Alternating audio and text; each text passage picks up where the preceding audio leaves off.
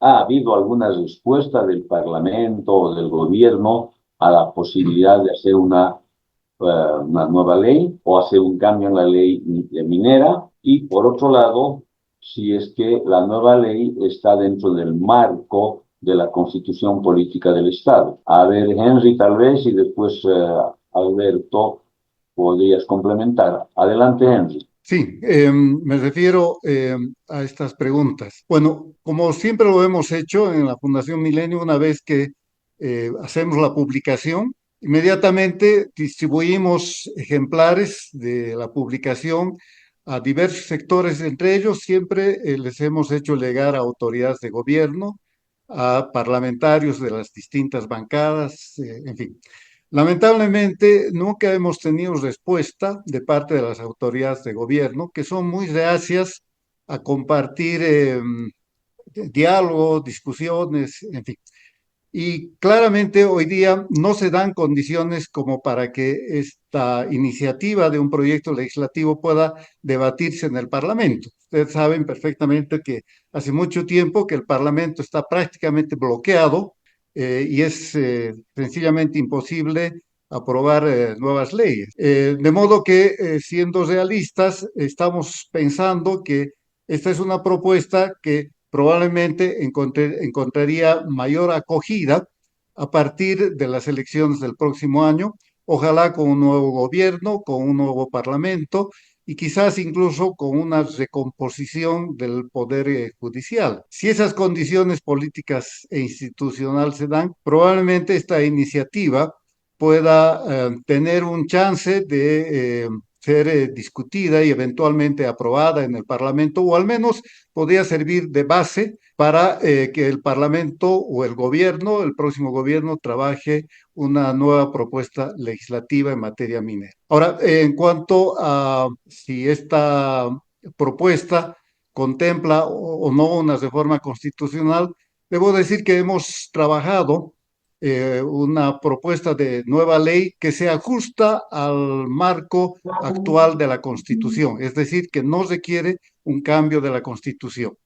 Hay un debate que está en curso de cuál es el camino más adecuado que debiéramos seguir para mejorar la legislación minera. Si hay que ir primero por el cambio de la Constitución o si este cambio no es imprescindible a corto plazo y más bien apuntar a una ley. Nosotros hemos optado por por la segunda opción, con más pragmatismo, con más sentido de realidad, pensamos, porque el cambio de la Constitución, creo que todos nos damos cuenta, no va a ser fácil en el próximo periodo gubernamental.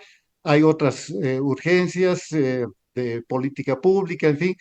Y entonces, entre lo perfecto que sería un cambio de la Constitución que abriera todos los candados que hoy día existen a la inversión, sobre todo extranjera, eh, hemos optado más bien por el cambio posible. Hay temas controvertidos en la propuesta que hacemos, ¿no?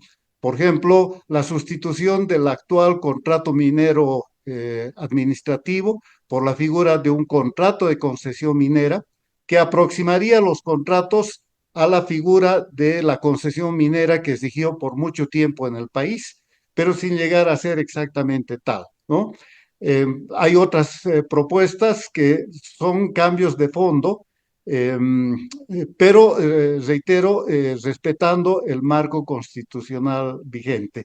Y pensamos que este podría ser el camino en los próximos años, en el próximo periodo quinquenal de gobierno, lo que no descarta que más adelante, cuando las condiciones políticas sean más propicias, también se intente reformar la Constitución para que las condiciones sean mucho más favorables, sobre todo a las inversiones. Y aprovecho esta intervención para hacer un rápido comentario sobre el papel de las cooperativas. Yo coincido en que en Bolivia simplemente no es posible ignorar al sector de cooperativas mineras en una propuesta de una nueva política minera. Por el peso económico, social y político que han tomado las cooperativas, prescindir o ignorar a este sector haría simplemente inviable cualquier política minera en el país. Y coincido en que si las condiciones como las estamos proponiendo podrían favorecer un fortalecimiento empresarial de las cooperativas, se podrían dar relaciones de un nuevo tipo. Hay que cambiar el modelo clientelista de relación entre el Estado y las cooperativas por un modelo que más bien apunte a fortalecer las capacidades emprendedoras de las cooperativas, que además les faciliten hacer negocios, contratos con las empresas privadas, ¿no? Y de ese modo superaríamos un clima de enfrentamiento latente o manifiesto que hoy día existe entre la minería privada y el sector cooperativo. Si no mejoramos, si no superamos ese conflicto, difícilmente la actividad minera va a ser viable y creemos que esta estrategia que estamos proponiendo y además las modificaciones a la Ley General de Cooperativas podrían contribuir largamente a este propósito. Perfecto. A ver si hay más preguntas. No veo ninguno que levante la mano. Entonces podríamos dar una rondita nuevamente. Si algún comentario, Álvaro, podría ser. Oh, estoy viendo, a ver, un aporte más, tal vez Roberto, algunas reflexiones que permiten entonces complementar el panorama. Mire, ya está Álvaro con el micrófono abierto. Quería preguntarte, Álvaro, una pequeña cosa de tu experiencia solamente. Además de esta visión que ustedes tienen mucho más pragmática de las cooperativas, que para los de afuera del sector está sobre todo marcada por la presencia de las cooperativas en la minería del oro, tan depredadora en las partes de la Amazonía. Hay otras cooperativas en la zona occidental, en la parte de los cerros, pero creo que es importante también que nos cuentes un poco hasta qué punto las comunidades rurales que están rodeando, que están viviendo, que sienten que es suyo el territorio donde hay serranías mineras, etcétera, están dispuestas a colaborar o a rechazar la presencia de la industria minera en el área rural. ¿Cuál es tu experiencia al respecto? Mi experiencia es bien dura, porque si se trata, por ejemplo, de hacer minería subterránea, no es complicado, pero toma su tiempo, toma su esfuerzo, digamos, en domesticarlos porque son gente, son agricultores, son ganaderos que tienen sus usos y costumbres, como ellos dicen, y cuando los quieres convertir en mineros, especialmente la gente mayor, se resiste y a veces en media producción dicen una reunión de la comunidad de usos y costumbres y bueno, la gente tiene que ir, pero en el caso nuestro de la compañía minera Tiwanaku, que es una empresa de zinc, por ejemplo, hace unos 10 años tú ibas y mira, era tremendo, eran agricultores haciendo minería. Cuando han entrado los jóvenes hoy día, bueno, tenemos una industria, una empresa muy linda. Ya todos los chicos están con sus lentes Ray-Ban, con sus blue jeans, vienen con sus motos, vienen con sus autos. Antes el sueldo era de $400, ahora el sueldo promedio debe ser de $2.500 en esa empresa. Entonces, hay algunos que ganan inclusive $7.000, $8.000. Pero tú ves ya toda la gente que se han convertido, digamos, de agricultores y son mineros 100%, orgullosos, con alta productividad, todo eso.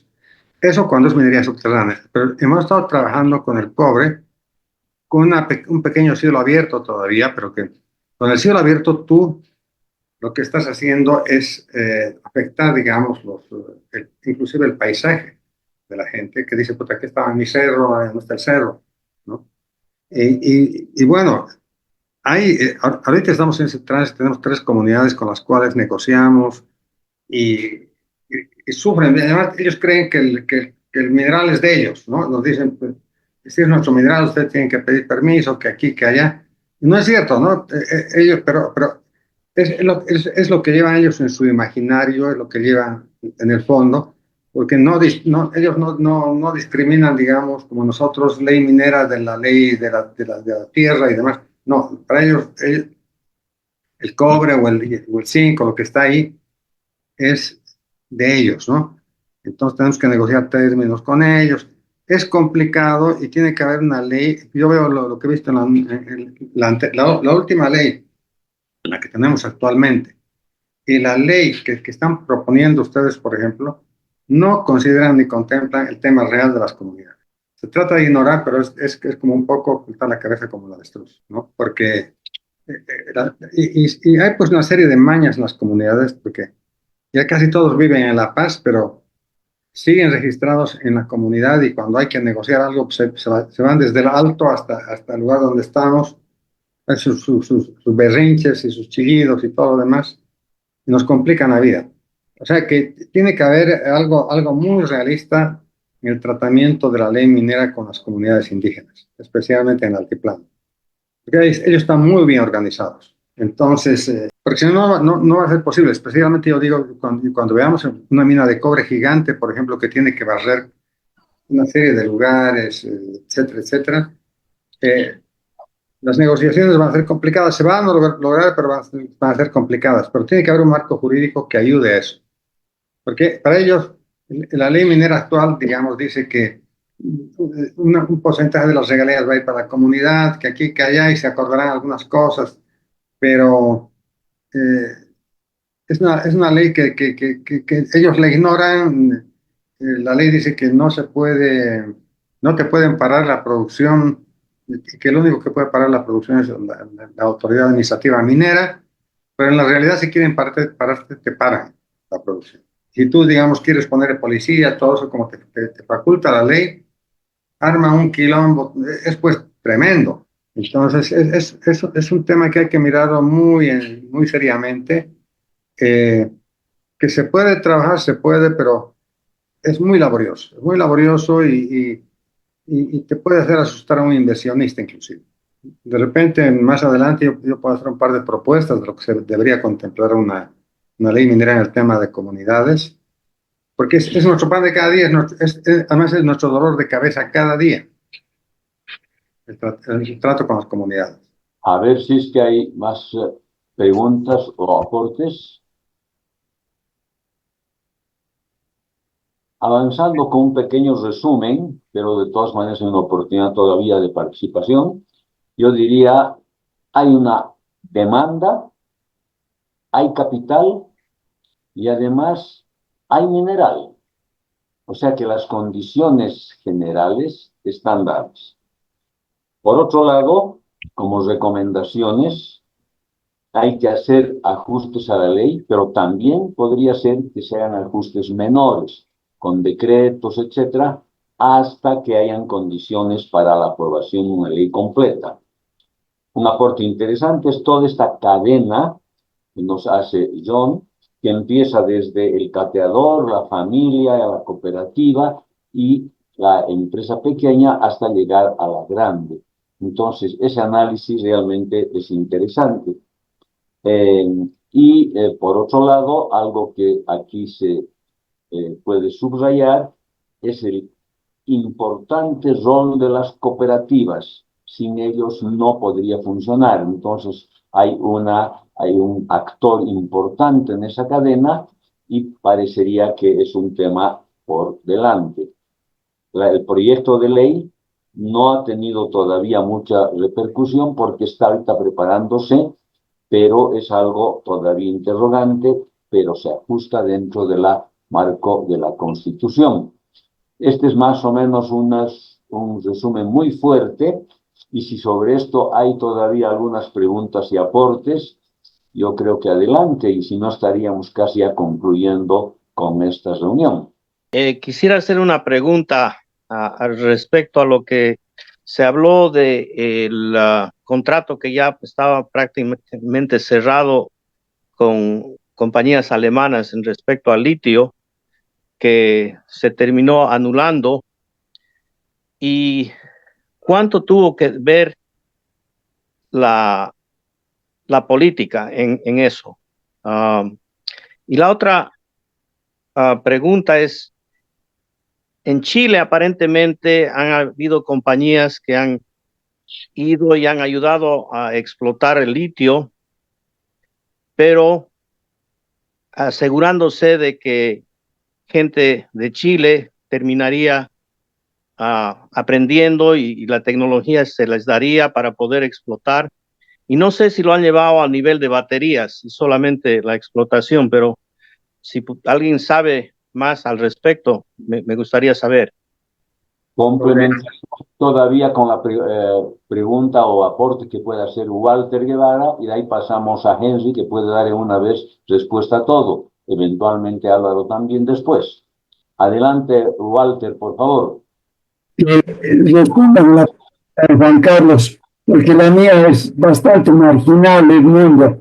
En cambio, la de Juan Carlos está enfocada en el tema. No puedo esperar el mundo. Perfecto, bien. Entonces, la pregunta de Juan Carlos, si podría eventualmente, Henry, adelante con la respuesta y después, si es que hay necesidad de Álvaro. Adelante, Henry. Ya, gracias. Un comentario puntual y luego una información. El proyecto de nueva ley minera que estamos proponiendo contempla una medida para justamente tratar de mejorar el clima de relaciones de las empresas con las comunidades rurales. Esta medida consiste en asignar de la regalía minera un 5% destinado directamente a las comunidades rurales, donde se realizan las actividades mineras o comunidades que están afectadas por la actividad minera. Esto implica que se recompondría la actual distribución de la regalía minera. 85% actualmente van a las gobernaciones y 15% a las alcaldías. La nueva distribución sería 80% gobernaciones, 15% para las alcaldías y 5% directamente para las comunidades. Esto por la constatación de que las comunidades no reciben beneficios del pago de regalías y por eso mismo la relación con las empresas es enormemente compleja. Hay mucha demanda de compensaciones económicas, en fin. Entonces, esta medida podría ayudar a crear un marco de relacionamiento probablemente más sano entre empresas y comunidades rurales. Y la información que quería compartirles es que una vez concluido este trabajo sobre la minería del país, estamos trabajando una propuesta de una estrategia nacional de litio, que sería un planteamiento complementario al de la nueva política minera que estamos haciendo. Esto por la especificidad que tiene el litio, pero no solamente el litio, sino los otros minerales de las salmueras bolivianas. Esperamos hacia principios del próximo año tener concluido este trabajo. Nos va a gustar también poder compartir con ustedes, poner a disposición del público boliviano esta propuesta de una estrategia nacional del litio que probablemente pueda contribuir a que finalmente despegue el potencial productivo de minerales en las salmueras que tiene Bolivia, que hoy día simplemente están entrampados, están empantanados, en fin, hemos perdido muchos años, pero quizás todavía hay tiempo para subirnos al carro de la producción de litio que el mundo está requiriendo. Gracias. Sí, no sé si has respondido la pregunta de Juan Carlos sobre un contrato que sí tiene un carácter político, o puedes puntualizar brevemente, Juan Carlos, para que nos recordemos. Si podrías volver a plantear tu pregunta, Juan Carlos, pero en forma resumida. Bueno, directamente me parece que Pumari tuvo mucho que ver con esos contratos con Alemania, que aparentemente no eran satisfactorios para Potosí. Y digo, Potosí y Oruro han sufrido mucho, digo, ha habido tanta explotación de oro, plata, etcétera. Y tú ves ahora a Potosí, es un pueblito que no refleja que ha dado tanta minería y tanta ganancia a tanta gente, ¿no? Entonces no quieren que vuelva a pasar eso. Y yo me pregunto si esa es una de las razones por qué estos contratos con las compañías alemanas que ya estaban a punto de firmar, no se firmaron. Si alguien sabe el detalle de eso, siempre está, me pregunto, ¿pero qué pasó? Lo que sé yo de ese contrato Allá. es que se creó un Shell, digamos, una compañía alemana, que tú puedes crear una compañía alemana con la mayor facilidad, pero con socios, digamos, un poco de relleno, que eventualmente serían sustituidos por algunos políticos bolivianos, ¿no? Que luego se negociarían y que los más beneficiados serían los que estaban en empresita, ¿no? Pero no era no estamos hablando de algo real, ¿no? Sino de algo más o menos cocinado. Y por eso el Comité Cívico de Potosí, más bien, a la cabeza de Pumari, hicieron que se rescinde ese contrato y que se anule ese decreto, ¿no? más bien, Pumari actuó más bien en el sentido positivo, ¿no? Porque estaba creando ahí algo muy extraño, digamos, para controlar el negocio del litio. Y con tanta macana que han hecho, han frenado, digamos, el desarrollo de una industria, ¿no? Ese mamotreto que han construido de $1.000 millones de piscinas, cuando las piscinas ya, en esta época ya no son necesarias, tú puedes saltar directamente del litio, de las sales de litio directamente al hidróxido de litio y demás cosas. O sea que han hecho malas inversiones, han perdido tiempo, ahora están persiguiendo a los que habían comprado una geomembrana más delgada cuando debía haber sido más gruesa. Macanas, ¿no? Pero se ha tirado $1.000 millones de dólares en algo que no servía para nada. Y por otra parte había una empresita ahí, una alemana, que no era, que era alemana obviamente en su incorporación, pero que no representaba a nadie. Walter, adelante, si puedes ¿No? presentar tu pregunta. Me voy a animar a cambiar radicalmente de tema. Somos una región minera por siglos de siglos, incluso antes de que vengan los europeos y los españoles, y desde luego los 5 siglos después de que ellos llegaron, han sido marcados por actividad minera impresionante, ¿no? Es extraño, mira las cosas que han pasado en los últimos años en el tema minero, por ejemplo. Wanuni, una empresa que decían, traeremos a todos los cooperativistas que trabajan en Wanuni, que son los cucus, los que roban el mineral, los incorporamos y en vez de 1.000 trabajadores van a ser 3.000, ya, a todos los empleados. Siguen habiendo cucus igual, pero los emplearon y dijeron, para solventar esta cantidad de trabajadores, vamos a aumentar la producción de 1.000 a 3.000 toneladas por día en Wanuni. Pero necesitamos una planta de concentración. Bueno, compran la planta de 50, construyen la planta de $50 millones con capital, con maquinaria china, y cuando tenían que producir, en primer lugar no había dónde sacar agua, y no había dique de colas, digamos. Es clave para que tú puedas operar una operación minera. Entonces, así han hecho los proyectos en el pasado. Como el proyecto de San Buenaventura en azúcar, todo así, ¿no? Entonces, en este caso del litio, ha hecho unas piscinas que funcionan las piscinas, pero no necesitas $1.000 millones para hacer eso. Y como te digo, han creado una empresita fantasma ahí donde estaban dentro, digamos, una serie de políticos, que al final eso, digamos, de alguna manera lo capitaneaba ¿cómo se llama? Un ingeniero Delius. Entonces, bueno, el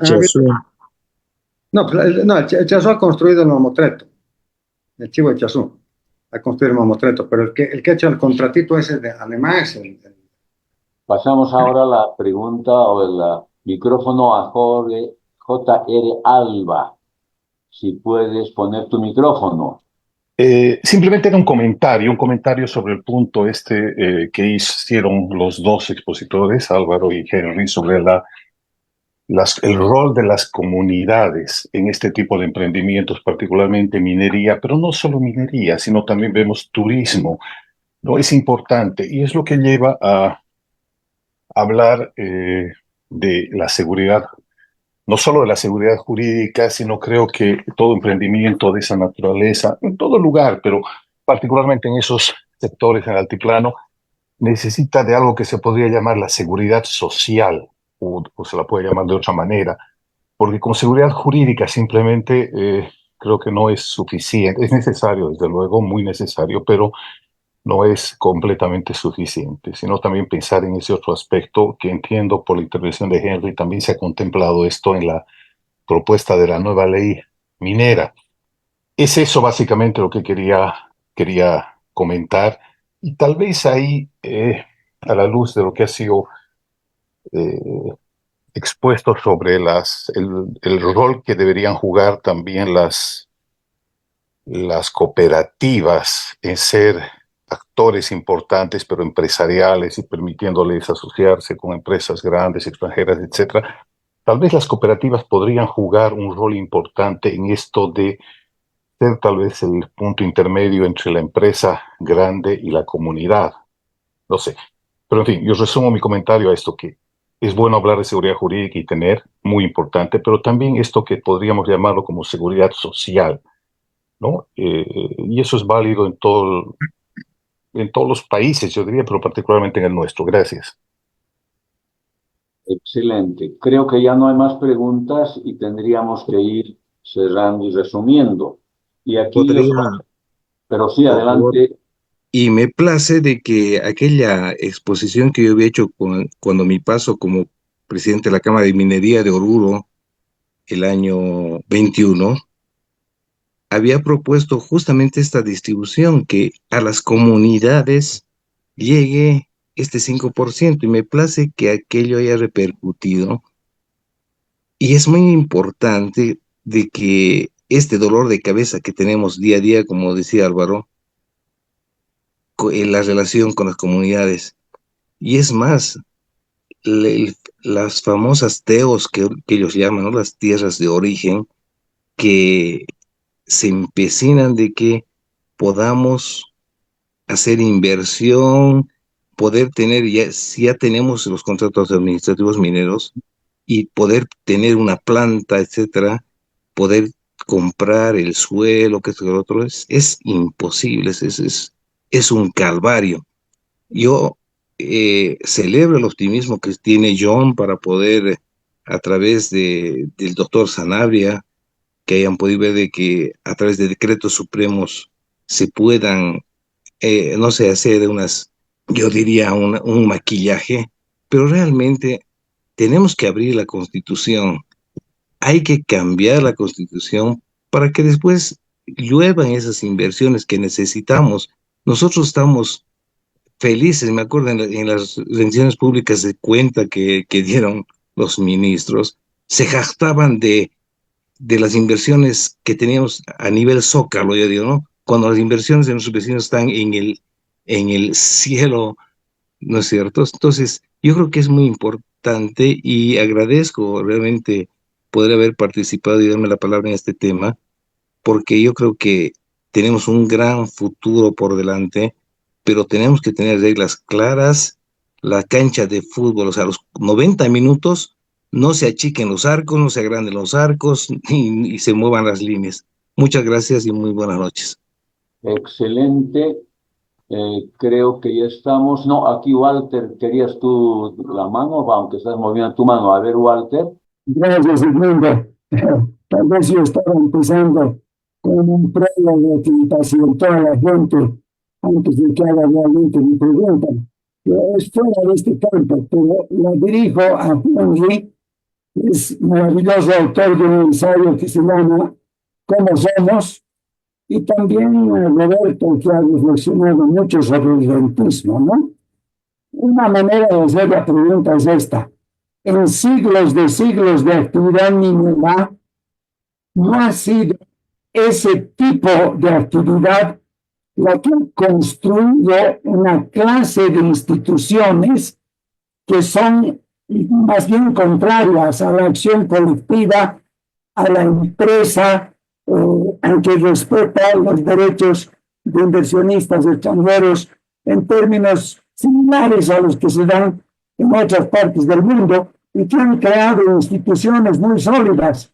O sea, Robinson y Asimov ignoran las instituciones súper sólidas que han estudiado tanto Roberto como, ¿no es cierto? Son instituciones, prebendalismo, todo eso que sabemos, son instituciones y son sólidas. Lo que Robinson y Asimov debían decir, instituciones buenas versus malas, pero hay costumbres, maneras de hacer las cosas en sociedad que son tal vez producto de las características de la industria extractiva que es la minería. Realmente quisiera un comentario sobre estos dos autores, porque me parece quijotesco intentar remar contra la corriente de unas instituciones que son, digamos, el elefante en el cuarto de nuestro país. Gracias, Walter. Tenemos una participación de Gonzalo Flores. Adelante, Gonzalo. Sí, muchas Adelante. gracias. Buenas noches a todos. No pude ir a la presentación del libro acá en La Paz, estaba muy ocupado, pero la presentación ha sido muy interesante. No, yo solamente quisiera decir dos cositas. Eh, la memoria me puede fallar, pero creo que el año pasado Bolivia ha obtenido una inversión externa directa como de 800 millones de dólares. Si uno mira lo que ha recibido el Perú solamente en minería, es mucho más de 15.000. Entonces, eso nos da una idea de la brecha enorme de las condiciones en un país respecto de las del otro, ¿no es cierto? Toda esa diferencia es lo que nos estamos perdiendo, porque como ha explicado muy bien Álvaro, a quien mando un saludo, las formaciones minerales son básicamente las mismas, ¿no? Entonces nos estamos perdiendo esa brecha. Ahora, el tema este de las comunidades y si tienen o no tienen derecho sobre su subsuelo, etcétera. Bueno, en las comunidades se ha instalado una especie de derecho de facto, ¿no es cierto? Las comunidades dicen, esto es mío y si no, no puedes invertir y no puedes sacar y imponen condiciones arbitrarias que pueden ser cambiadas a cualquier momento, etcétera. Yo he escuchado con mucho interés las propuestas que hay para tratar de transar y me parecen completamente insuficientes.